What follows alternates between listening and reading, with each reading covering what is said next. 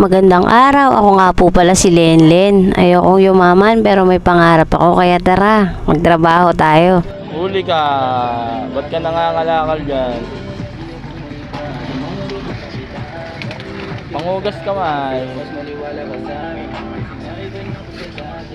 Ayan na nga po yung kaganapan nung pagkatapos po ng piyesta. Bali, Lunes na po yan ng madaling araw, alas 3 na po. Nagbabaklasan na po ng mga paninda, yung mga dumayong nagtinda sa piyesta.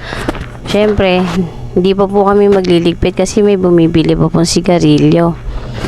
Syempre, naisipan ko rin pong magpulot-pulot na mga mineral butter para makatulong na rin po kasi po nakita ko po sobrang daming kalat.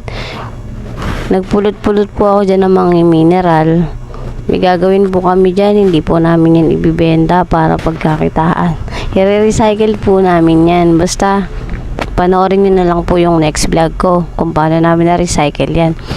At yung iba po ay may lamang tubig. Dinilig-dilig ko na rin po sa mga halaman dyan. Ayan nga po, kinuha ko po talaga yung mga okay pang mineral para paglagyan. Hindi po namin lalagyan ng tubig yan, basta po. Sobrang dami pong mineral dyan na nakakalat. Siyempre, ang tinda po namin is mineral po, tubig, soft drinks. Parang feeling ko galing din po sa tinda namin. Ayan po, pinulot-pulot ko na po lahat. Hanggang dun sa mga halaman, kawawa naman yung halaman, ginawang basurahan. Sa bagay, expect na po natin yan pag piyesta ng Pateros. After piyesta ng Pateros po, sobra talagang daming kalat. Di naman po natin yan may iwasan. Ayan po, para makatulong na rin po sa ekonomiya ng ating bayan ay nagpulot-pulot po ako ng mga plastic bottle po dyan na pwede pong i-recycle.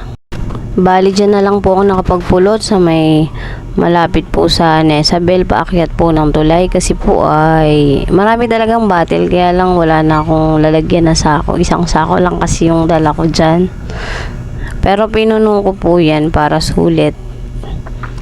Ayan po, puno na siya.